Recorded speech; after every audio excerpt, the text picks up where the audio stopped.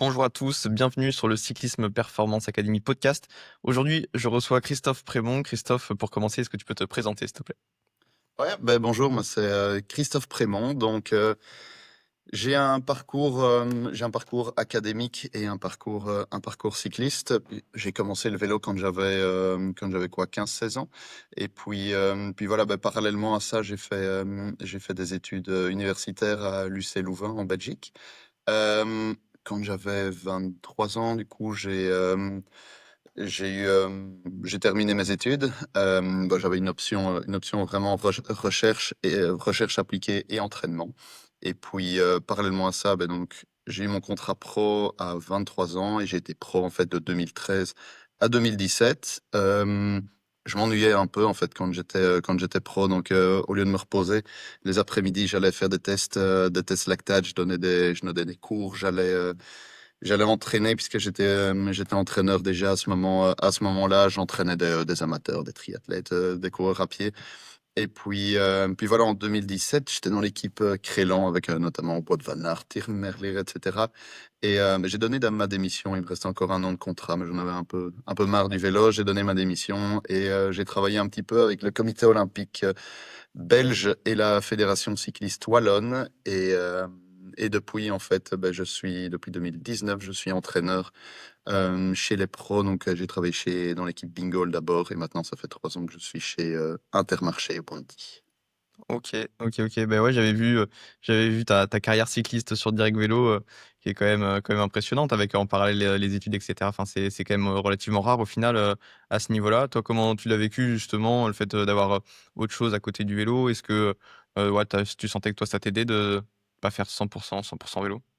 Ouais, ouais, ouais. Finalement, moi, mes meilleures années, c'était celles où je vais pas dire où je faisais le moins le métier, mais c'était celle où j'avais un petit truc à côté qui me permettait quand même, voilà, d'avoir un petit échappatoire au monde du vélo, parce que ouais, pour moi, juste rouler, ça me suffisait pas, alors qu'en fait, quand j'avais des stimulations autres que juste pédaler, juste pousser sur le vélo, ça me permettait de m'échapper un petit peu, et puis c'était comme ça que j'arrivais à être le plus performant. Ouais.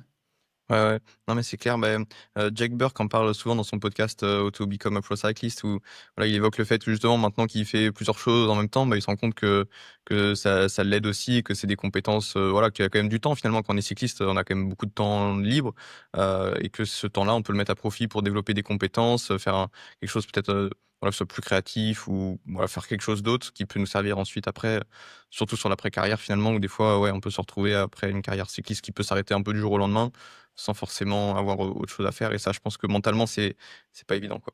Ouais, tout à fait, ça je suis 100 d'accord. Moi, je conseille, hein, à mes jeunes coureurs cyclistes et moins jeunes d'ailleurs, par exemple, apprendre les langues, quoi. D'avoir une petite routine, comme on peut leur dire, de mettre une routine de fitness, de mobilisation avant de partir à l'entraînement. Ça peut aussi être une routine que tous les jours à 17h30 jusqu'à 18h, on prend un bouquin ou on va sur internet et on apprend l'italien ou le néerlandais ou l'anglais, et qu'au final, voilà, après une carrière, tu es content de savoir parler 3 langues, et c'est peut-être vraiment une des choses qui est facile à faire quand tu es cycliste pro, c'est apprendre une langue, puisque dans les équipes, forcément, tu peux parler avec des gars qui parlent d'autres langues, et au final, si tu ressors à 33 ans, que tu pas de diplôme, mais que tu sais parler 3 4 langues, tu sauras toujours tirer ton plan pour ton après-carrière. Ah non, mais ça, c'est clair. Est-ce que justement, du coup, pour les coureurs de l'équipe d'Evo, est-ce qu'ils ont, des études en parallèle ou est-ce qu'ils sont, 100% cyclistes? On en a l'un ou l'autre qui ont des études. Ouais, il y en a quelques-uns qui font des études. Et alors, nous, on essaye de combiner au maximum les deux. On laisse les gars qui font des études un petit peu plus tranquilles pendant les périodes d'examen, etc. Et donc ouais, c'est vraiment quelque chose enfin, que moi, j'estime être très important. Et souvent, on voit des coureurs pro qui arrivent à faire les deux, puisqu'en fait, c'est à partir du moment où on est bien organisé, je pense que les deux sont compatibles, en fait, puisque on a du temps en tant que cycliste pro. C'est juste le problème, c'est quand il va y avoir des grosses périodes de charge et des périodes intenses au niveau des études. C'est là ouais, qu'il faut vraiment prendre ça en compte dans l'entraînement, puisque Mmh, ouais, la charge totale va être modifiée évidemment par le stress causé par éventuellement des examens, quoi. ouais. Non, c'est sûr, mais c'est quand même pas évident, hein. Enfin, je pense, enfin, surtout, si le cursus qu'on a envie de faire est pas forcément disponible à distance, si, là, tout de suite, si c'est plus des études en présentiel, voilà, quand même, ça complique beaucoup les choses, et puis, ouais, surtout avec, tous les déplacements, les courses par étapes et cetera, ça peut quand même être vite compliqué et vite il y a beaucoup d'occasions d'abandonner les études et je pense que, ouais, pour continuer, enfin, en tout cas, moi, je le vois avec ceux que j'entraîne, bah, c'est compliqué, hein, même en étant, «amateur» entre guillemets dans les équipes françaises, mais si on est au plus haut niveau, ouais, si derrière on n'a pas une école, qui nous suit à 100, c'est quasiment impossible, hein. Ouais, tout à fait. Et donc, mais moi, c'est quelque chose que je pousse, hein, et voilà, à tous ceux qui nous écoutent et tous les plus jeunes qui m'écoutent, ben, voilà, moi, je leur conseillerais à 200% d'aller à fond dans d'aller à fond dans leurs études, de mettre vraiment ça en priorité et de savoir qu'il y a des moments, ben, quand les examens sont passés, quand on a un peu plus de temps, on s'entraîne vraiment beaucoup plus. Mais quand il y a la possibilité de pouvoir avoir un diplôme, évidemment, il faut foncer parce que ouais, le vélo, ça n'a qu'un temps et ça reste que du vélo, en fait. Et donc Mmh. ça, il faut pas l'oublier, il faut garder en tête que c'est un hobby hyper chronophage qui est super, mais voilà, le fait de pouvoir allier l'école et le vélo, il faut pouvoir ouais, faire les deux ensemble. Euh, et c'est qu'une question d'organisation, je le répète, puisque finalement du temps, on en a pas mal, mais il faut pouvoir l'organiser sur une journée, sur une semaine, sur une saison, et donc ouais, réfléchir à ouais, ce qu'on appelle la macro planif, hein, mais de pouvoir intégrer en fait les études et l'école dans cette macro Mmh mh. planif. Et donc que ce soit chez les coureurs qui entament des études universitaires, mais aussi vu la tournure que prend le cyclisme actuellement, ben maintenant on est plus confronté à des gars qui sont encore à l'école, qui sont en secondaire encore, et donc ces gars-là, ben, il faut les pousser encore plus, même si l'école n'est pas toujours pour le double projet sportif et studieux, enfin académique ou secondaire. Ben voilà, il faut vraiment tout faire, et parfois, ouais, moi je dois même presque contacter des profs pour leur expliquer le niveau des coureurs et de pouvoir en discuter ensemble. Ouais. Et ouais, ouais. Ah ouais, finalement, c'est surtout ça, des fois, qui est compliqué. C'est qu'il faut que vraiment l'école le comprenne et que puisse adapter le cursus ou voilà, puisse un petit peu adapter les choses. Parce que sans aménagement et comme tu le dis, même, voilà, pour des coureurs qui ont aujourd'hui 17, 18 ans, qui courent en U19, ça peut être très compliqué de faire du cyclisme à très haut niveau. Comme maintenant, les exigences à ces âges-là sont extrêmement élevées. Si derrière, on doit aller à l'école toute la semaine, partir à 7 heures et rentrer à 18 heures, bah, c'est presque impossible, quoi. Donc, Ouais, ouais, mais donc, ouais, moi je dirais que c'est possible, mais ça nécessite, ouais, ça nécessite vraiment de pouvoir un moment dézoomer et de se poser des questions en se disant comment est-ce que je fais pour réussir dans mon projet scolaire, comment est-ce que je fais pour réussir dans mon projet sportif et comment est-ce que je vais faire des ponts entre les deux. Puis parce que il va y avoir des ponts qui vont se faire très facilement. Le fait d'être cycliste de haut niveau va te permettre d'être en fait plus performant dans tes études parce que ça va te permettre en fait d'être simplement mieux organisé. Finalement, celui qui fait pas de sport et qui sort tous les week-ends, bah, il va aussi perdre pas mal de temps et de neurones à faire ça. Donc finalement, celui qui fait du sport mais qui est bien organisé, je reste persuadé qu'il a vraiment des chances ouais, de pouvoir y arriver. Mais nous maintenant, dans les équipes, de fait, on devient confronté à ce problème qui n'existait pas trop avant, c'est comment est-ce qu'on est en accord avec l'école finalement pour les jeunes talents ouais, qu'on recrute et avec qui on travaille déjà, quoi. ouais. Vous travaillez sur des jeunes à partir de quel âge, Nous, disons on travaille avec des juniors, hein, des juniors première année, deuxième année. On commence à regarder un petit peu avant, mais voilà, il y a pas beaucoup de chance finalement de ne pas se tromper quand on regarde simplement les résultats ou les capacités de ceux qui sont en U16. Donc, disons que ouais, en junior, on commence vraiment à pouvoir travailler avec les gars pour pouvoir les former, pour que dès qu'ils puissent passer en U23, en fait, ils aient directement le corps et le moteur qui puissent suivre en fait la difficulté des entraînements qu'on va leur proposer, puisque ben, ouais, comme le cyclisme a tendance à se décaler vers le bas, en tout cas au niveau de l'âge, et voilà, disons que le pic de performance au niveau de l'âge ne va plus se faire aux alentours de 28-30 ans, mais on est en- tous en train de le décaler vers le bas. Et donc, d'ici quelques années, on verra simplement les carrières qui seront peut-être un petit peu plus courtes, en effet, mais qui seront certainement, ouais, qui se finiront plus tôt au niveau de l'âge que ce qu'on se voit actuellement, ou ce qu'on voyait il y a une dizaine d'années. Ouais et qu'est-ce que tu en penses de ça justement, de cet effet-là, où, bah, tout le monde suit la tendance? Est-ce que tu trouves ça pertinent? Ouais, moi, je dirais, je pense que c'est, ni bien ni mal en soi. Il y a beaucoup de sports à maturité précoce et ça a toujours été comme ça. Je prends la natation, par exemple, ben, voilà, les gars, ils sont dans les bassins depuis qu'ils ont 7 ans et puis à 18 ans, 20 ans, ils sont au top de leur forme et puis après, ben, ils disparaissent, une fois qu'ils ont 25 ans, ce que ouais, physiquement, bah, ils commencent à décliner, il y a les blessures qui arrivent, ils en ont marre de compter les carrelages et donc voilà et c'est peut-être quelque chose qu'on va avoir en cyclisme. Je pense que jamais le pic n'arrivera à 18-20 ans parce qu'il y a trop d'endurance, ça nécessite une base et un travail qui est trop important. Mais de fait, on aura peut-être, bah, comme on voit maintenant avec Pogacar, avec tous ces gars-là qui sont quand même en train de vraiment surdominer le monde entre 22 et 26 ans.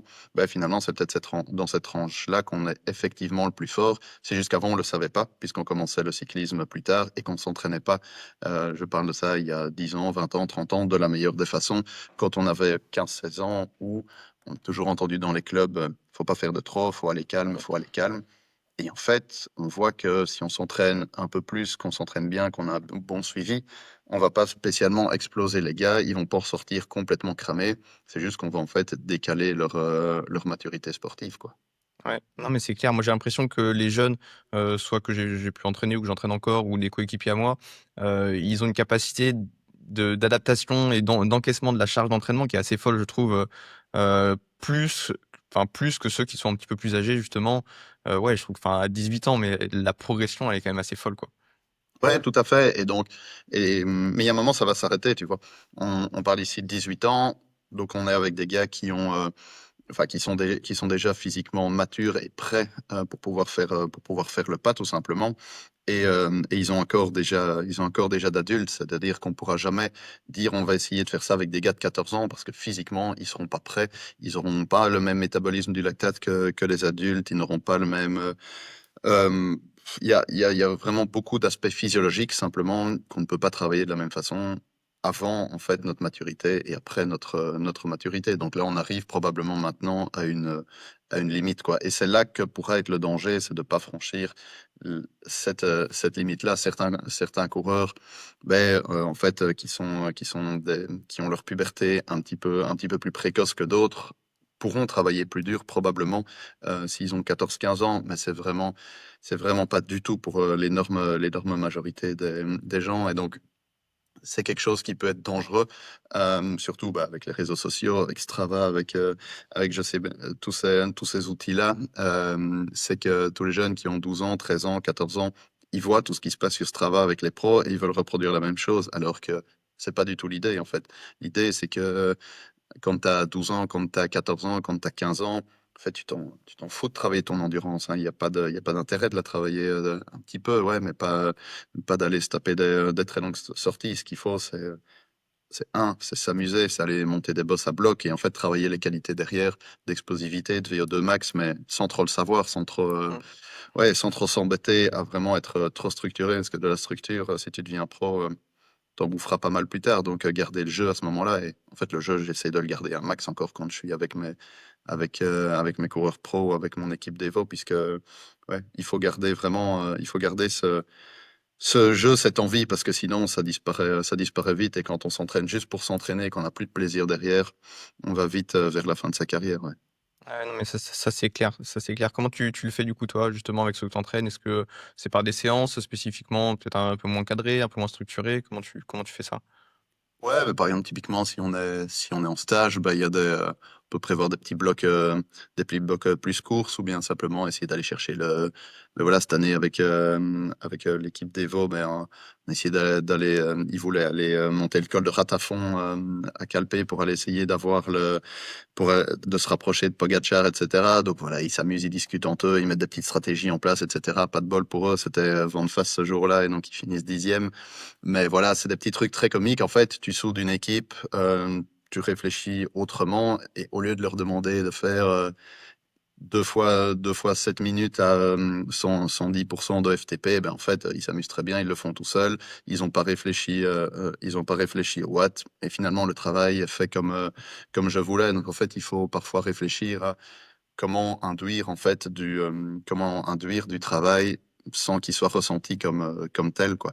Donc ouais, ça nécessite parfois un petit peu de réflexion et voilà, c'est des jeux qui sont tout à fait amusants et qui reproduisent parfois la course puisque, bah, quand tu es en hiver, par exemple, tu as pas toujours ce petit feeling de course qui manque à ce moment-là. Donc il peut avoir on peut avoir pas mal d'idées. Une fois, j'ai déjà travaillé aussi un petit peu comme on fait à l'école, hein, avec des petits ateliers, où, en fait, bah, avec une équipe pro. Donc, on est tous arrivés au pied d'un col. Il y avait l'atelier numéro A, l'atelier numéro B et l'atelier numéro C, qui étaient trois qualités physiologiques différentes. Toutes les 30 minutes, on changeait d'atelier. Et puis, à la fin, on est rentré. Tout le monde on avait 4 heures de vélo. C'est passé vraiment super vite. Tout le monde avait hyper bien travaillé.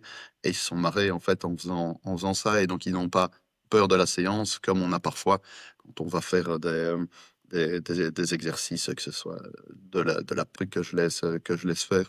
Parce que, ben oui, il faut garder cette envie, ce punch. Et c'est ça qui va nous permettre, en fait, de continuer à progresser aussi, puisque dans la tête, on reste frais. Ouais, ouais. Ouais, non, ça me parle carrément. C'est vrai que j'essaye d'y penser aussi, puis bah, surtout j'entraîne quand même pas mal de jeunes aussi, donc c'est un sujet important et puis, bah, ça me fait penser à la question de les entraînements en groupe aussi. Comment tu gères ça? Des fois, bah, c'est vrai que d'un point de vue entraînement, c'est pas toujours optimal. Des fois même du coup les coureurs eux-mêmes savent que c'est pas optimal et ça peut parce que voilà, ils savent qu'ils vont faire beaucoup de roues libres, que des fois ils vont rouler, en dessous des zones, ou au-dessus ou voilà. Enfin maintenant la zone 2 est quand même, très très à la mode. On voit, bah, notamment les coureurs entraînés chez UAE, Pavel Sivakov et Brandon McNulty sur Strava qui vont faire des séances zone 2 où ils sont obligés de rouler tout seuls parce qu'ils vont faire, 280 watts moyens sur, 4, 5 heures de sortie et que c'est extrêmement lisse, c'est parfaitement bien géré. Mais bon ça, voilà, moi je le fais un petit peu de temps en temps, mais des fois je m'accorde quand même de rouler en groupe parce que ouais, je me dis si je fais ça tout le temps, bah, ça devient compliqué. Comment tu gères ça du coup toi avec, tes coureurs sur l'entraînement en groupe, les sorties longues et cetera? Hiver, on part en stage en altitude, mais finalement, ça reste des blocs relativement courts disons, 2 petites semaines, 12 jours, 15 jours. Et donc, en fait, les coureurs qui veulent faire ouais, ce type d'entraînement, ils peuvent très bien le faire chez eux avant, en prépa, et utiliser justement le stage. Tu dis, ben, en fait, si je suis en stage avec les autres coureurs, autant peut-être en profiter de l'émulation du groupe et de pouvoir parfois simplement suivre une roue d'un gars qui va un petit peu plus vite. Et quand tu es chez toi, à contrario, tu peux t'entraîner tout seul dans ta zone, plus de confort et de faire ce type d'entraînement à ce moment-là quand tu es tout seul. Mais je vois pas bien l'intérêt quand tu es en stage d'aller te taper tout seul pendant 200 bornes juste pour pouvoir continuer à pousser tes 280 watts, sauf dans des cas extrêmement précis de coureurs qui ne devraient ne faire que ça en course. On pourrait penser à des gars comme Tim de Klerk ou quoi, qui doivent rouler en tête de peloton en fait, pendant toute l'année, mais il y en a pas 50, il y en a pas 50 non plus. Et finalement, si tu réfléchis à une course, bah, une course, ça se roule là et ça se roule là, tu vois. Ça se gagne pas à 280 watts pendant 4 heures non plus. À un moment, il faut être capable de rouler très vite pendant très longtemps, à part quelques coureurs qui qui ont cette capacité justement de ne pas rouler très vite pendant un laps de temps, mais de rouler vite pendant longtemps. Beh, ces coureurs-là, oui, doivent entraîner cette qualité, mais je reste persuadé que si tu es en stage, tu as des équipiers, autant en profiter ouais, pour bien travailler avec eux. Et puis au final, les gars qui ont vraiment un plus grand moteur, qui sont plus forts que les autres, ils peuvent encore aller faire 1 heure et demie en plus quand on rentre, quand on a 5 heures d'entraînement, ben, ils vont rouler 6 heures, ils vont rouler 7 heures, et à ce moment-là, ils vont travailler justement encore tout seuls. Et là, je pense par contre que tu rajoutes encore une plus-value, même si ton entraînement global, t'as pas poussé, tu reviens pas avec une puissance de 250 watts, mais que tu reviens avec 200 watts et 280 NP, ouais, ça te permet par contre de travailler sur une fatigue à ce moment-là, tu vois, et la charge globale, la charge interne, elle sera là, à la fin. Donc c'est finalement ça qu'on recherche, et quand il rentre chez lui de nouveau, il pourra continuer à travailler cette qualité. Ouais et du coup, quand ils sont chez eux, est-ce que, tu utilises toi aussi l'entraînement en groupe? Parfois, s'ils vont te dire que, bah, ils peuvent rouler avec, telle personne, est-ce que, ça voilà, tu peux essayer d'adapter l'entraînement en fonction de ça? Ou c'est eux justement qui adaptent leur entraînement? Ouais, non, bah, de temps en temps, bah, typiquement pour des petites recos, quoi, on va essayer d'organiser des recos ensemble où on va dire: ben voilà, ce jour-là, on va reconnaître, j'en sais rien, le Tour de Flandre, Paris-Roubaix ou et cetera» et donc ouais, on encourage, certains coureurs, on dit: ben voilà, lui va à tel moment, si tu veux, vas-y» et que c'est pas spécialement encadré par l'équipe, mais on peut encourager des coureurs à aller ensemble et donc ouais, là, c'est assez sympa, mais sinon, j'évite par contre de les envoyer avec des groupes de cyclo le dimanche où, les gars sont en roue libre les trois quarts du temps. Ça m'intéresse pas. Sauf au récup, bien sûr. Mais sinon, ouais, disons que j'envoie mes coureurs dans des groupes à des moments opportuns, quoi. Et donc, parfois, c'est très bien qu'ils aillent aussi avec des groupes, si c'est des coureurs plus âgés, qu'ils aillent avec des groupes de plus jeunes ou simplement des groupes amateurs où ils vont justement s'entraîner pas du tout comme ils s'entraînent d'habitude, c'est-à-dire ils vont rouler très calme dans les descentes et calme sur le plat, mais dans toutes les côtes, par contre, ils vont les monter à bloc. Et c'est aussi un entraînement en soi.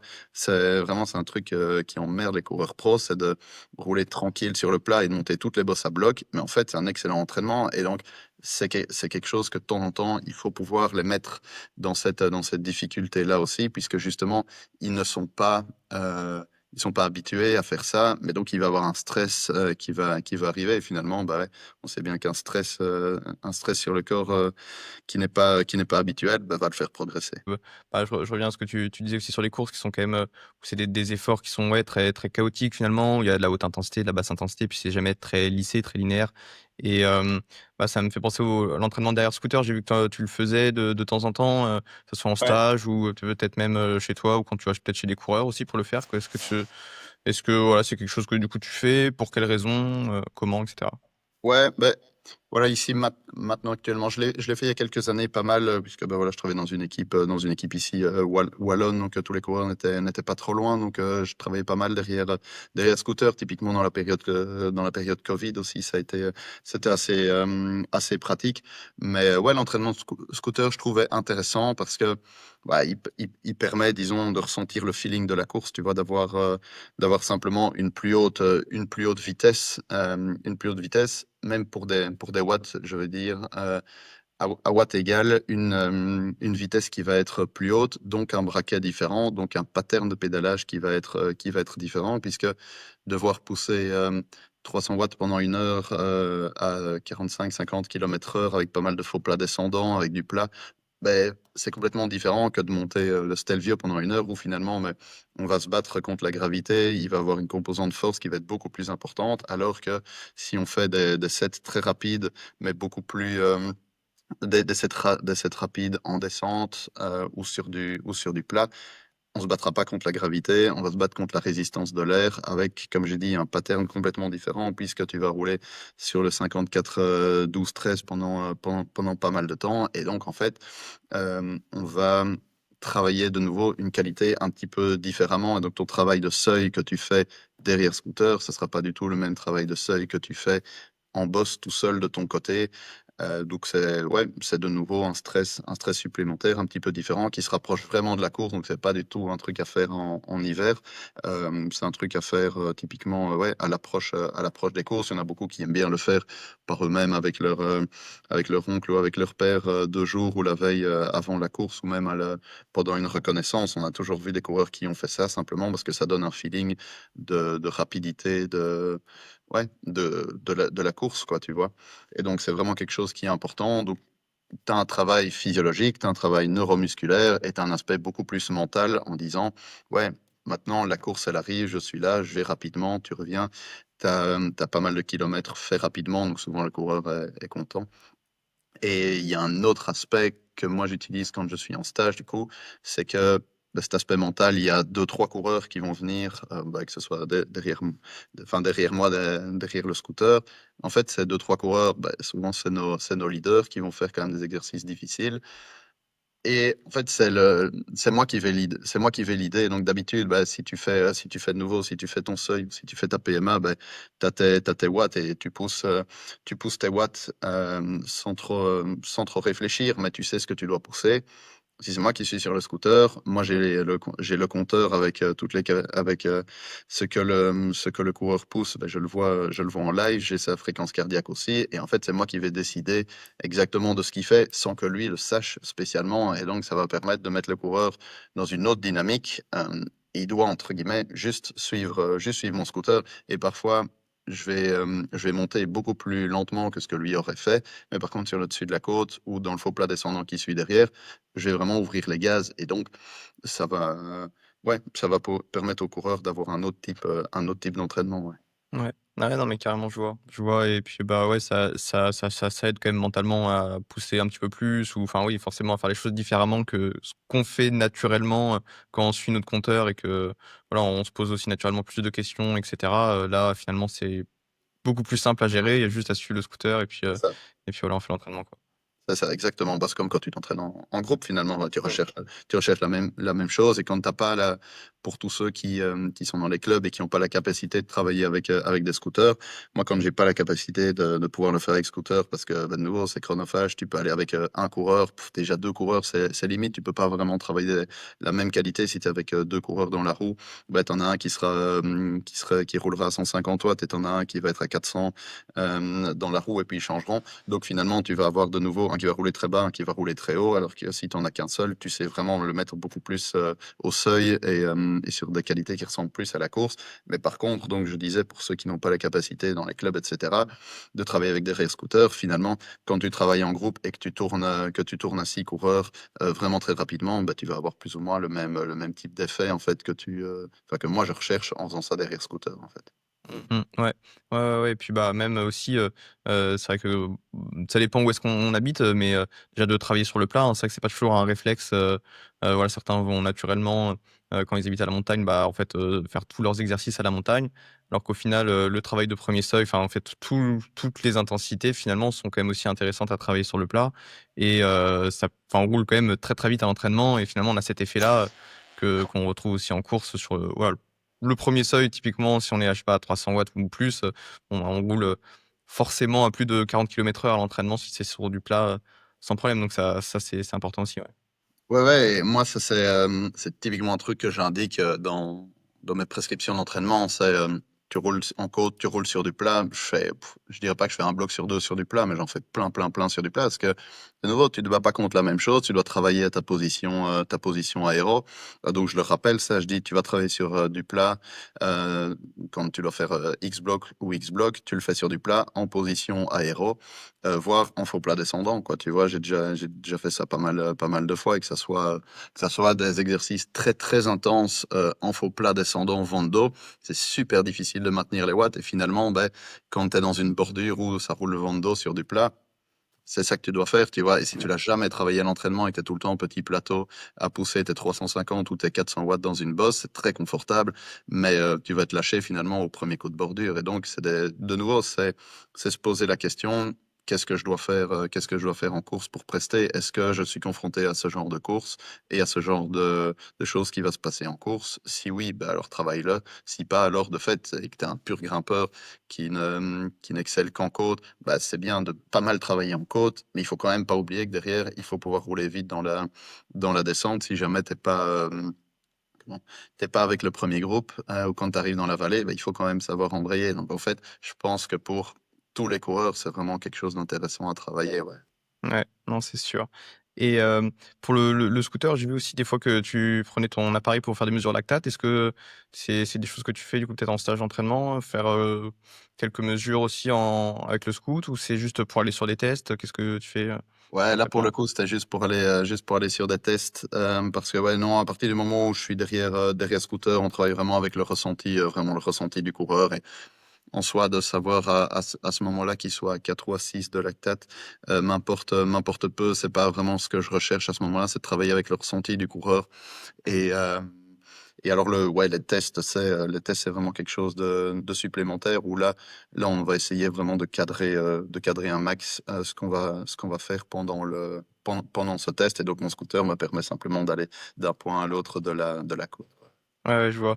Je vois. Du coup, bah, explique-nous un petit peu. Alors, donc, tu fais des tests lactate. Est-ce que tu fais d'autres tests aussi? Comment tu gères l'aspect testing?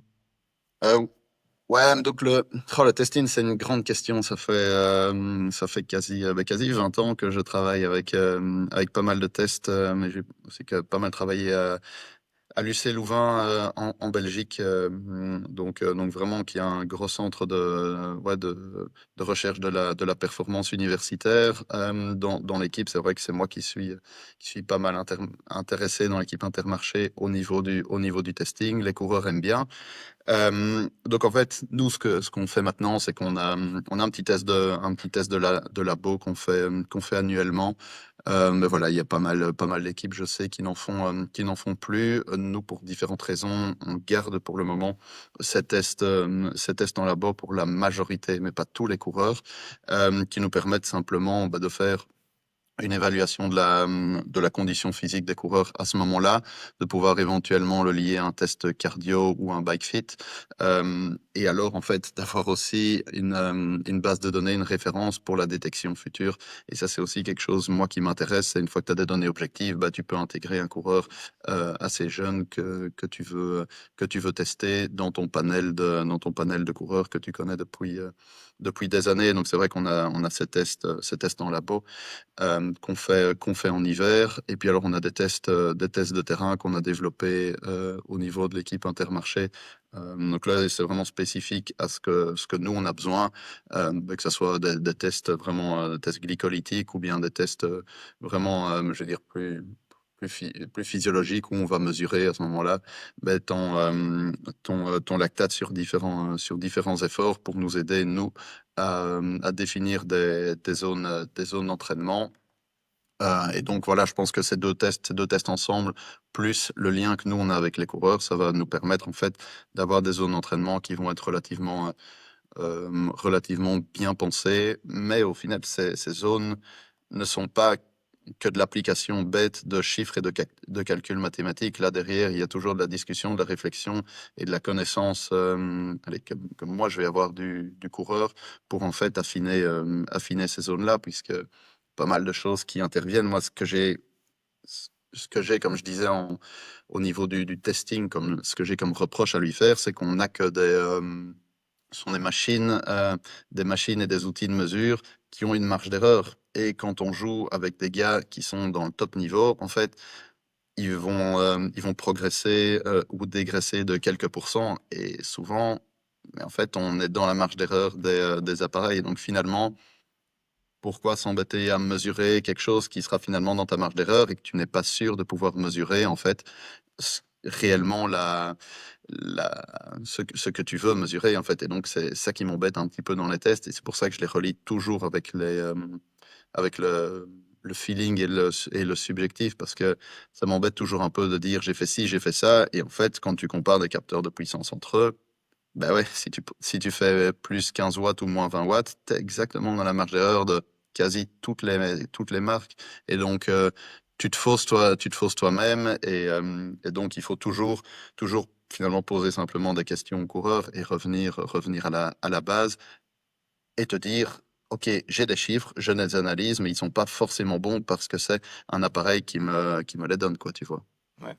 Non, mais ça, c'est clair, hein, les capteurs de puissance, au final, c'est pas, aussi précis peut-être qu'on pourrait l'imaginer. Enfin, moi, j'ai vraiment compris cette importance-là quand j'étais chez Cofidis. On passait un temps fou à calibrer tous les SRM, et au final, bah, ouais, c'est là que tu te dis: «Mais oui, en fait, c'est clair que, bah, à quelques watts près, ça change tout» et que beaucoup de capteurs, finalement, sont pas si précis que ça et que, bah, oui, au final, certes, si on évalue une progression, que ce soit sur un test de puissance ou un test lactate, où il y a en plus, sur un test lactate, la marge d'erreur de l'appareil lactate en lui-même, qui s'accumulent au capteur de puissance, bah, finalement, oui, à quel point on peut être sûr que l'athlète a progressé, s'il y a un plus 10 ou plus, enfin moins 10 watts, clairement, bon, bah, c'est pas significatif, quoi. Donc, c'est vrai que c'est compliqué. Une fois qu'on a ça en tête, après, ça peut perturber un petit peu, le travail d'entraîneur. En tout cas, on se rend compte que, bah, ouais, la précision des outils est super importante. Après voilà, on n'a pas toujours le choix de l'outil, enfin surtout sur les capteurs de puissance et que voilà, après on fait comme on peut, mais effectivement, c'est quand même une grosse limite du testing, quoi. Donc voilà, je sais pas, toi comment Ouais, quel, toi, quel curseur tu fixes, toi, pour, justement pour savoir si c'est significatif ou pas ou pour mes tests de labo, disons, ils sont très standardisés. C'est relativement facile. Et puis, on utilise de Cyclist2. Et donc, c'est vrai que c'est assez facile de pouvoir savoir s'ils sont calibrés ou pas. Et finalement, la somme de tous les tests fait que je sais si, s'il y a un appareil qui dérive ou pas. Donc, ça, c'est plus simple. Évidemment, quand tu peux tester 20 ou 30 coureurs, tu vois vite s'il y a un appareil qui est au-dessus du range ou en dessous. Quand on fait des tests de terrain, ben ouais, de nouveau, on change de vélo. Les coureurs qui ont fait leur test avec leur vélo d'entraînement, par exemple, en labo, ils arrivent avec leur vélo de course, donc un nouveau capteur de puissance, donc potentiellement une nouvelle erreur. Mais par contre, voilà, d'une année à l'autre, on va dans la même côte, on fait le test au même endroit, on prend connaissance du vent éventuel, et donc on a des temps, on a quand même des temps de référence. Donc voilà, le tout ensemble fait qu'on peut éventuellement revenir sur des résultats s'ils nous semblent pas corrects. Mais ouais, j'ai vraiment toujours en tête que ça ne reste qu'un test, ça ne reste qu'une mesure. Si c'est des tests de lactate, est-ce que mon lactate pro, est-ce qu'il va me donner exactement la vraie valeur? Est-ce que moi j'aurais pris de la bonne façon l'opérateur, tu as l'erreur de l'appareil, et puis voilà, le tout ensemble. Tu dois avoir pas mal de recul pour te dire, OK, finalement, j'ai un bon protocole, un bon test. Est-ce que mes résultats sont justes ou pas? Oui, non. Et puis après, tu peux avancer. Mais je suis pas du tout celui qui va regarder avec des œillères un résultat de test et qui va me dire, OK, j'ai été faire un test à l'hôpital ou bien chez un entraîneur X ou Y dans sa cave. Il me dit que mon seuil 1 est à 270 watts et mon seuil 2 à 310. Point, c'est comme ça et ça va être comme ça jusqu'à l'hiver prochain. C'est pas du tout comme ça qu'il faut le voir. Disons que là, on va ressortir avec une idée en tête. Et là, je parle pour tous ceux qui vont faire des tests, qui soient jeunes ou moins jeunes, mais qu'il faut se donner une certaine marge autour de ces seuils, typiquement, et de se dire, en fait, voilà, aujourd'hui, mon seuil 1, il a 270 watts, je vais le rouler entre 250 et 290, j'en sais rien, et de pouvoir se donner, en fait, simplement plus confiance et donner confiance à la perception qu'on a de l'exercice, tu vois. Et pour moi, c'est l'éducation, en fait, à l'entraînement qui va être ultra primordiale, puisqu'aussi d'un jour à l'autre, ton seuil qui est mesuré un jour 1 en labo à 270 watts. Parfois, tu dis j'ai des super bonnes jambes, aujourd'hui je pourrais pousser ce que je veux. En fait, physiologiquement, ton seuil, il bouge un petit peu aussi d'un jour à l'autre. Et donc, tu dis, j'ai des bonnes jambes, j'arrive à pousser plus. J'ai des mauvaises jambes, je vais pousser moins. Mais c'est pas grave. En fait, si aujourd'hui ton entraîneur il donne 3 fois 20 minutes à 270, ou parfois néfaste à ta propre perception de l'entraînement et de la progression, quoi. ouais. Ah non, mais c'est sûr et même si en imaginant le capteur de puissance le plus fiable du monde et le capteur lactate le plus fiable du monde avec, l'opérateur le plus fiable du monde, on aurait en théorie une valeur extrêmement fiable et précise, sauf que la réalité physiologique dans le corps, est quand même différente. On n'est pas un chiffre précis donc, bah, ouais, forcément, il y a toute cette part-là d'éducation aussi à faire et enfin moi qui me plaît aussi beaucoup quand je fais des tests lactate où finalement, certes on va faire des mesures, qui peuvent impressionner aussi les coureurs, se dire: «Ouais, c'est super scientifique» et cetera, mais finalement, ouais, il y a tout cet aspect-là, éducation, pour bien retransmettre derrière, en fait, l'utilisation des tests, la bonne utilisation des tests à l'entraînement, réutiliser les données comment nous, on l'imagine en tant qu'entraîneur, et puis se détacher, bah, finalement, d'un test qui s'apparente à quelque chose de très scientifique, extrêmement précis, mais qui, au final, voilà, reste qu'un outil pour améliorer l'entraînement, quoi, mais pas une vérité absolue, à Ouais. suivre, quoi. Non, non, c'est sûr, et ça, je suis 100% d'accord avec toi. Et donc, ça m'amène à un autre sujet qui est celui de la détection, tu vois, où je reçois pas mal de data. Tu vois, les coureurs, maintenant, ils m'envoient leur carte d'identité via leur profil de puissance. Et donc, ce que je me pose parfois comme question, c'est OK, mais c'est quel capteur de puissance et comment tu l'as utilisé? Parce que là, j'ai des chiffres qui sont un peu fous quand je regarde finalement les résultats que tu fais par rapport à ce que tu m'envoies. Il y a un petit problème quelque part, tu vois? Et donc, Ouais, c'est des données qu'il faut pouvoir vraiment bien interpréter. Alors que je j'ai pas fait attention sur le site de l'équipe Intermarché, si on peut postuler comme ça, mais je sais que voilà, chez Tudor, Decathlon, AG2R, maintenant c'est possible, ils offrent la possibilité aux jeunes, de postuler comme ça. Eux vont récupérer beaucoup de données aussi, je sais pas ce qu'ils font exactement de toutes ces données, mais je pense qu'ils en font quelque chose. Hein, hein. Qu'est-ce que ouais, comment ils utilisent tout ça? Enfin moi j'aimerais bien savoir, est-ce que toi du coup aussi donc tu me dis que tu reçois des données, comment ça se passe et qu'est-ce que tu regardes concrètement? Ah, ouais, mais donc, ouais, la détection, évidemment, maintenant, c'est ouais, enfin, c'est quelque chose de primordial dans les équipes, évidemment, de très haut niveau. Je reçois des données par différents niveaux. Parfois, bah, du scouting interne. Parfois, on a des coureurs simplement même via l'Instagram de l'équipe, parfois on reçoit des coureurs néo-zélandais qui nous envoient leur profil de puissance. Parfois, c'est nous qui allons vers des coureurs. On leur demande suite à des résultats ou via le bouche à oreille. Finalement, c'est ça qui fonctionne quand même toujours le mieux. Ouais, on reçoit des profils de puissance. Ouais, le problème, c'est que parfois les coureurs oublient que parfois je reçois juste des profils de puissance et il n'y a pas un résultat derrière. Je dis, ouais, mais en fait, finalement, c'est quand même important de savoir un petit peu ce que tu fais en course, finalement, ou quel est ton historique comme coureur, tu vois.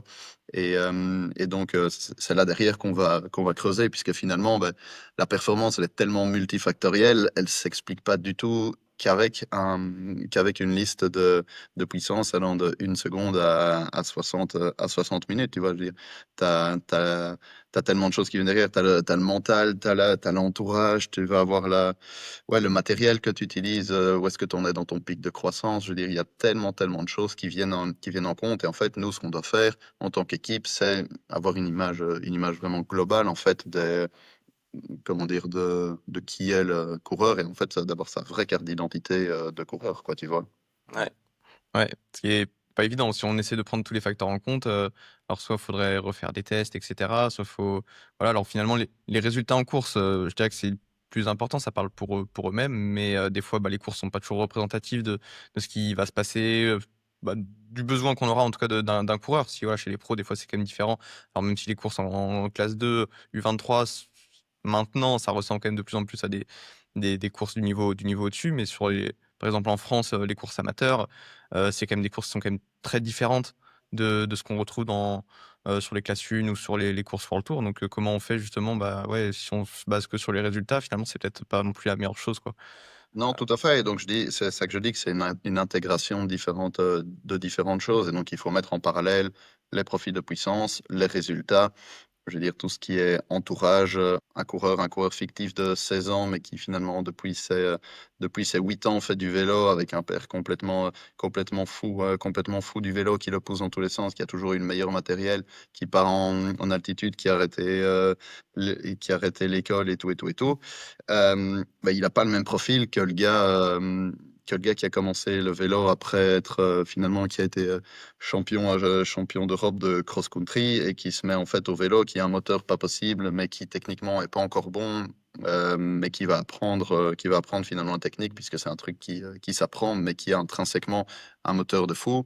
Et voilà, ça c'est de la détection, c'est de poser la question, ok, quel athlète j'ai devant moi, quelle est sa marge de progression, est-ce qu'il peut fitter, dans notre équipe au niveau de ses des résultats, au niveau de son caractère, au niveau, à pas mal d'égards. Et donc c'est ça en fait, faire de la détection. Donc ouais, ça passe pas juste via un profil de puissance. Après tu as, disons un profil de puissance minimum, pour intégrer, je veux dire, que ce soit une équipe World Tour, une équipe continentale, et cetera. Mais tu as des coureurs avec un profil de puissance supérieur en Conti par rapport à certains World Tour qui ont en fait une super bonne durabilité ou qui vont avoir dans les jambes une répétition d'efforts de très haut niveau que le gars qui a un profil de puissance sec, je vais dire, va avoir, qui aura pas de qui aura justement celui qui est en World Tour va avoir une science de la course, va avoir un feeling de la course extra.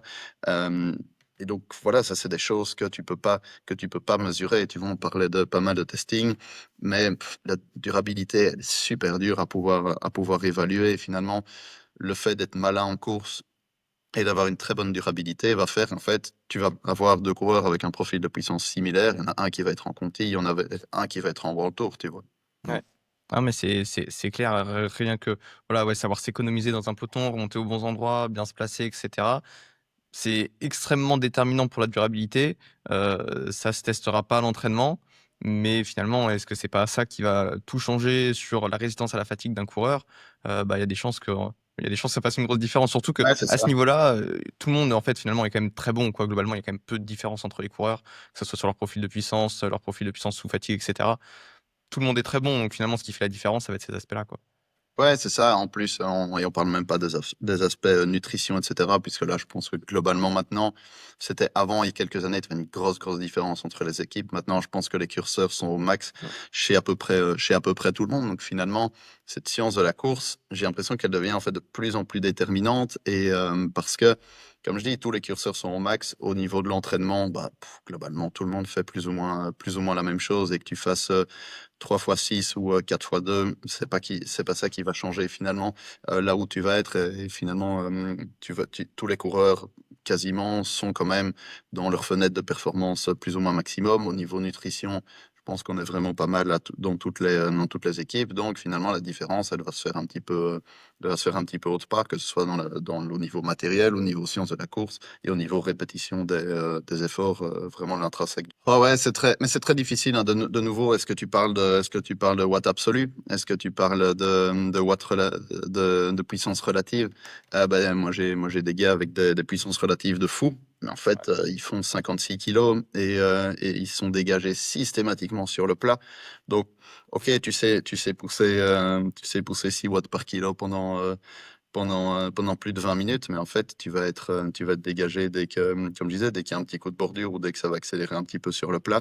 Donc, c'est très bien de savoir les pousser, mais finalement, si tu démarres dernier aussi parce que tu sais pas frotter, ouais, tu sais pousser tes 6,5 watts par kilo pendant 25 minutes, mais tu seras quand même pas avec le premier groupe. Est-ce que dans une équipe, tu as besoin d'un mec comme ça? Peut-être, peut-être pas, quoi, tu vois.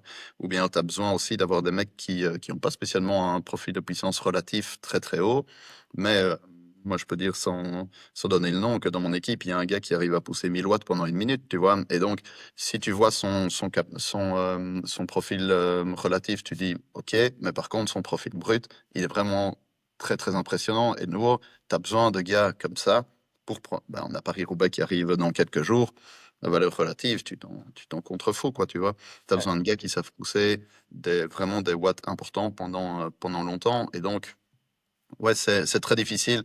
J'ai, disons que j'ai pas un profil type pour exact.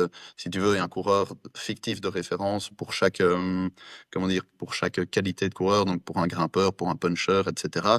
Mais moi, j'ai quand même maintenant une grosse base de données, je vais dire, de coureurs dans lequel je vais intégrer mes coureurs que je vais détecter pour en revenir à la détection. Et puis alors, bah, ça va me donner une idée de là où ils se situent. Mais c'est pas. Parfois, on a des coureurs qui ont des très bons résultats et qui viennent avec des profils de puissance un petit peu moins importants. Et donc, de nouveau, je me pose la question, OK, comment il arrive à avoir ces résultats avec un profil qui est pas spécialement impressionnant? Et donc, tu peux le recruter ou pas. Et donc, le profil de puissance ne fait pas tout, quoi, tu vois. Ouais, non, c'est clair, bah, c'est super intéressant ce que tu dis aussi, bah, sur les oui, sur les watts par kilo, la différence entre les watts, voilà, relatifs, les watts absolus, où finalement on se rend compte souvent que les watts absolus sont quand même un peu plus importants finalement que les watts par kilo. Alors ça dépend bien sûr ce qu'on attend du coureur, le type de course et cetera.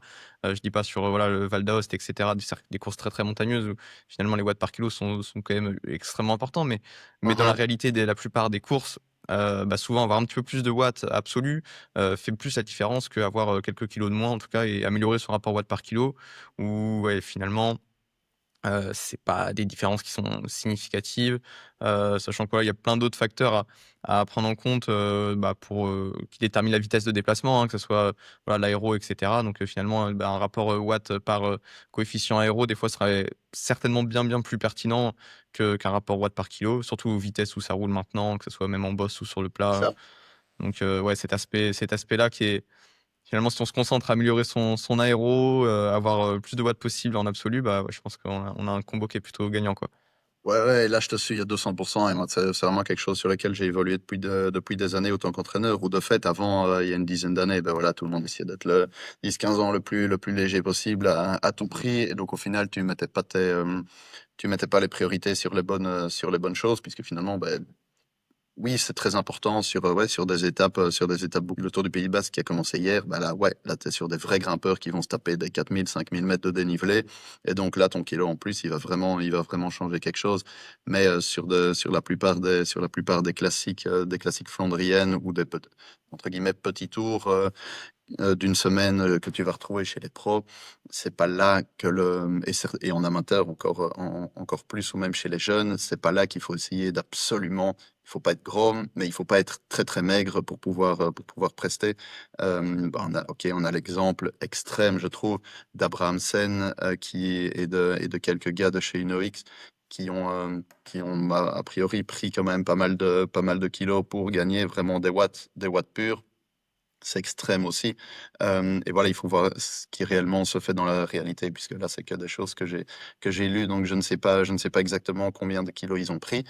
Mais de fait, pouvoir avoir une puissance absolue et surtout de pouvoir les pousser quand tu vas vite, donc savoir un bon coefficient aéro, c'est ça qui va faire la différence. Et surtout pour des gars qui vont faire en plus des longues échappées et tout ça, t'as des gars comme, bah ouais, comme Abrahamsen, comme Taco van der Hoorn, des gars comme ça qui vont en fait systématiquement être là à la fin des longues échappées. C'est parce qu'ils ont une durabilité incroyable qu'ils l'entraînent, mais en plus, c'est parce qu'ils sont super aéros. Et donc, tout ça, ça va compter. C'est des choses à travailler à l'entraînement. Tu as le côté matériel, mais tu as le côté coureur, puisqu'au final, le matériel, c'est une chose, mais finalement, la résistance au vent, c'est le coureur qui l'a fait.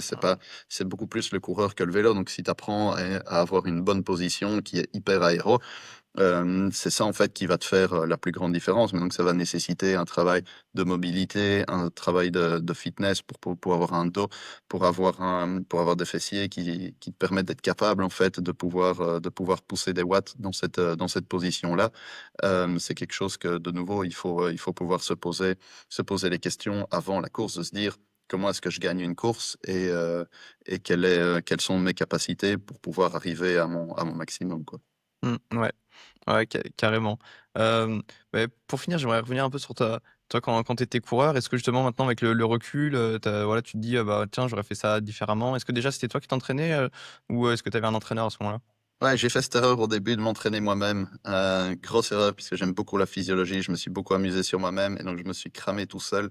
Je faisais du tri quotidien, des trucs Ah ouais, complètement OK. cons, juste parce que je trouvais ça très amusant. Donc j'imagine que certains qui nous écoutent se retrouveront là-dedans. Et donc tu essayes de pousser finalement tous les curseurs au max, mais t'as jamais quelqu'un pour te calmer, pour te dire, en fait, mon coco, t'es fatigué, tu me parais un petit peu tiré, donc maintenant on va se calmer un petit peu. Toi, tu réfléchis que par périodisation, par bloc, de la pure théorie, ce qui est en fait pas le cas finalement pour un être humain. Si moi maintenant je suis entraîneur, j'ai ma théorie, mais tous les jours je demande aux coureurs que j'entraîne comment tu te sens, comment tu as vécu la séance, comment est-ce que tu t'es réveillé ce matin, bah, tu vois, et puis après, en tout cas avec tous mes coureurs pro.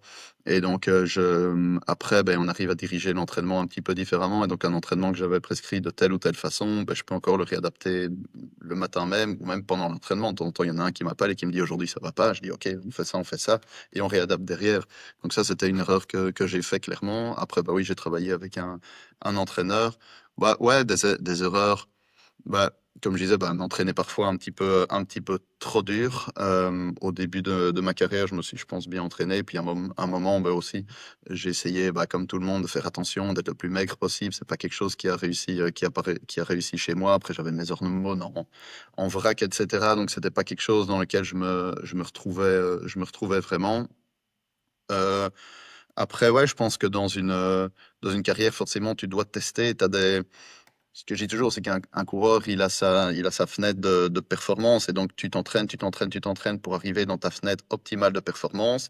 Si tu t'entraînes jamais assez dur, tu ne sais pas où est l'entrée de ta fenêtre de performance et tu seras vraiment jamais au top de ce que tu pourrais être. Et si tu t'entraînes un petit peu trop dur, tu passes au-dessus en fait et tu deviens surentraîné. Et je crois que tous les coureurs, à un moment pro, doivent être très proches de cette fenêtre supérieure, tu vois, et de te dire, en fait, je dois être à ma limite de mon entraînement, et ok, maintenant, je sens que, en fait, là, c'est plus un entraînement sain, là, j'arrive dans le overreaching, ou bien dans le surentraînement, dans l'overtraining, et Là, c'est quelque chose où je dois faire marche arrière. Je sais comment je suis arrivé là. J'ai mes valeurs à l'entraînement. Je sais ce que j'ai mangé. Je sais comment j'ai dormi, etc. Et alors, l'année prochaine ou dans quelques mois, je vais peut-être diminuer un petit peu certains curseurs qui ont fait que je suis arrivé à ce moment-là pour pouvoir être le plus performant, mais essayer quand même d'arriver proche de mes capacités physiologiques maximales, quoi, tu vois. Et donc ça, c'est vraiment une recherche qui est hyper fine et qui demande beaucoup de recul sur soi-même. Et c'est ce que la plupart des gens essayent de faire avec leur entraîneur, c'est d'arriver tout près de cette limite. Et un bon entraîneur sera celui qui va t'amener le plus proche possible, mais dès que tu vas la toucher, il va te calmer et il va te faire un pas en arrière pour pouvoir garder des adaptations saine, je vais dire, et pas rentrer dans le surentraînement. Ouais, ouais, carrément. Et est-ce que même bon, est-ce qu'on a besoin de s'approcher aussi proche de cette limite si finalement est-ce qu'il y a une je pense qu'il y a vraiment une différence entre être, voilà, peut-être un petit cran en dessous, mais avoir toujours un petit peu de marge, mais avoir une régularité qui va nous permettre finalement de durer pendant des années ou justement essayer de s'approcher de cette limite, quitte à se brûler un petit peu les ailes, quoi? Ouais, moi, je dirais que c'est pas mal de s'approcher de cette limite, mais de savoir assez vite l'identifier. Comme ça, après, bah, tu fais marche arrière, tu dis: «OK, ça, c'est maintenant actuellement le volume maximal que je peux m'autoriser sur X temps ou le TSS par semaine maximum ou par mois que je peux m'autoriser» et je sais qu'au-delà de ça, bah, je vais être blessé. C'est typiquement comme le coureur à pied. Les coureurs à pied, ils savent hyper bien qu'au-delà de 100, 150, 200 kilomètres par semaine, systématiquement, ils se blessent. Et en fait, c'est ça, trouver sa fenêtre de performance. C'est savoir trouver le moment où tu vas, en fait, être blessé. Le coureur cycliste, bah, ça peut être un problème au genou, ça peut être un problème hormonal, ça peut être simplement une grosse fatigue qui va s'installer. Et donc, voilà, c'est pour des cyclistes pros, souvent, c'est induit quasi exclusivement par l'entraînement. Chez des cyclistes amateurs ou des gars qui vont à l'école, il va avoir tellement, comme on revient sur notre multifactorialité de la performance. Ça peut être simplement la vie de famille, ça peut être les heures passées à l'école, ça peut être une mauvaise alimentation. C'est toutes des choses qui vont faire aussi qu'à un moment, bah, t'es haut ou bas dans ta limite. Et donc, c'est des choses qui peuvent faire qu'un entraînement très bien mené qui te semble optimal, en fait, ne l'est pas parce que tu as trop de stress externe, tu Ouais. vois. Ouais, non, c'est clair, mais c'est vraiment pas facile quand même, je trouve, comparé justement, tu dis, quand tu compares à la course à pied où finalement en course à pied, dès qu'on va un petit peu trop loin, bon, on est arrêté quoi direct. En vélo, bon, on peut pousser quand même, on peut aller loin, quoi. Ouais, c'est ça. Et donc voilà, il faut pouvoir, je pense, être assez intelligent pour pouvoir probablement ne pas trop en faire, mais essayer d'année en année d'accumuler un petit peu plus de travail, surtout quand tu es jeune, surtout par produire ce que les pros y font.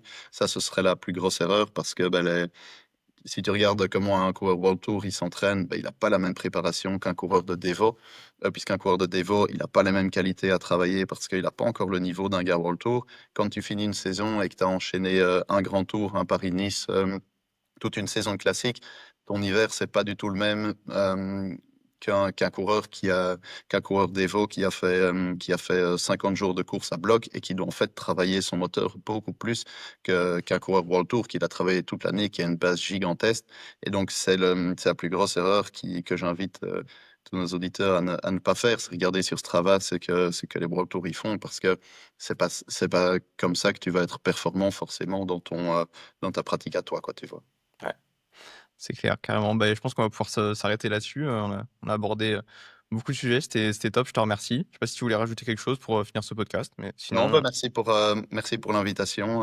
Continuez à faire vos podcasts avec cyclisme et performance, c'est vraiment intéressant et j'espère qu'on aura l'occasion de rediscuter sur d'autres sujets dans le futur. ouais, bah, avec, grand plaisir, je te remercie encore et puis ouais, à une prochaine alors peut-être. Merci beaucoup. Au revoir.